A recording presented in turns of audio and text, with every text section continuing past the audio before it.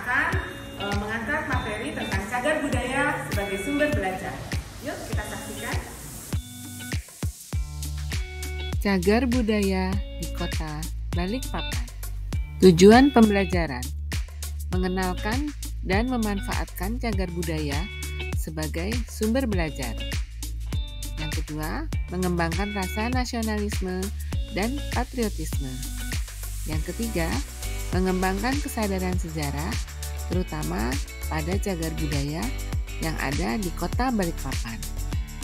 Yang keempat, mengembangkan keterampilan mengolah informasi sejarah secara non-digital maupun digital dalam berbagai bentuk aplikasi teknologi. Di manakah ini? Ya, benar. Ini di Lapangan Merdeka, Kota Balikpapan.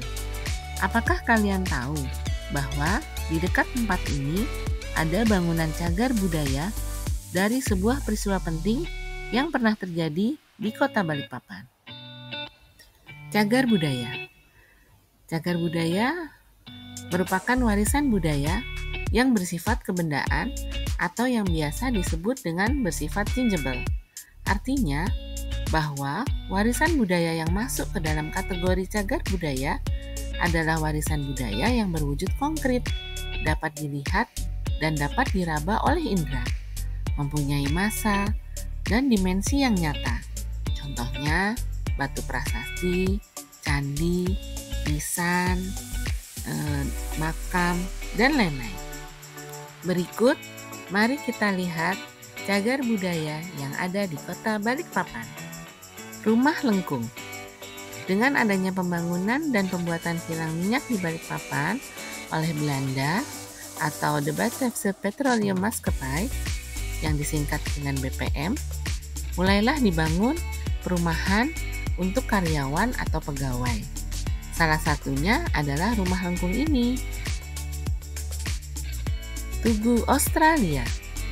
Setiap tanggal 25 April jam 5 pagi diadakan kunjungan dan penghormatan oleh pasukan veteran Australia dan keluarganya di depan tugu yang terkenal dengan nama Anzac Day, yakni hari untuk mengenang perlawanan para tentara Australia melawan Jepang.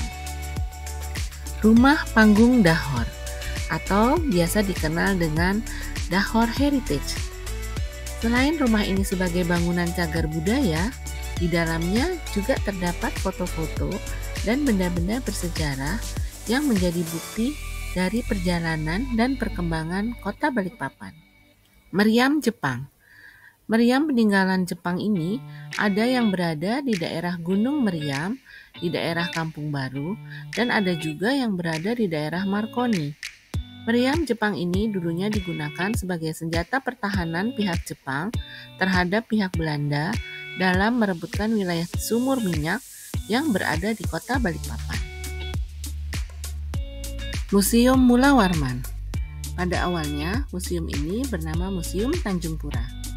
Fungsi dari museum ini adalah untuk menyimpan bukti-bukti perjuangan kemerdekaan Indonesia di wilayah Kalimantan. Museum Kodam 6 Mula Warman juga menampilkan benda yang berkaitan dengan sejarah Kota Balikpapan, foto-foto Kota Balikpapan tempo dulu, alat komunikasi, serta peralatan kedokteran yang digunakan pada Perang Kemerdekaan. Makam Jepang. Terdapat 2 makam Jepang di Kota Balikpapan. Ada yang terkenal berada di daerah Lamaru, Balikpapan Timur, dan ada juga di Kilo 13 di Jalan Soekarno-Hatta, Balikpapan Utara. Dengan terjadinya perlawanan antara tentara Belanda melawan tentara Jepang, maka sudah pasti menimbulkan banyak korban perang di kedua belah pihak. Di lokasi makam Jepang inilah tempat para korban dimakamkan. Tugu Demonstrasi. Tugu Perjuangan 13 November 1945 didirikan untuk mengenang buruh perusahaan minyak BPM atau Batavia Petroleum Maatskappij yang gugur dalam sebuah demonstrasi di lapangan Karanganyar. Ratusan buruh memprotes lantaran Belanda melarang mereka mengibarkan bendera merah putih. Demonstrasi meletus setelah mereka menggelar rapat sehari sebelumnya.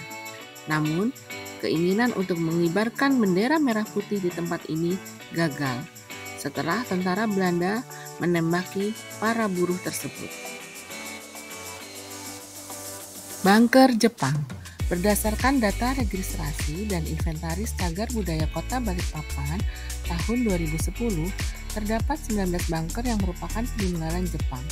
Lokasi bunker tersebut tersebar di berbagai kawasan di Kota Balikpapan. Bunker merupakan sistem pertahanan yang dibangun dalam waktu relatif singkat untuk melindungi aset penting, yang pada saat itu sumur minyak di Kota Balikpapan merupakan aset primadona.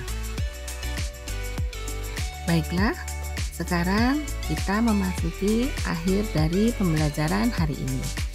Ibu akan memberikan tugas mandiri, yakni bimbinglah salah satu cagar budaya yang berada dekat dengan tempat tinggal kalian, dan buatlah karya dari hasil kunjungan tadi dengan memanfaatkan teknologi, sehingga tujuan dari pembelajaran ini dapat tercapai dengan baik.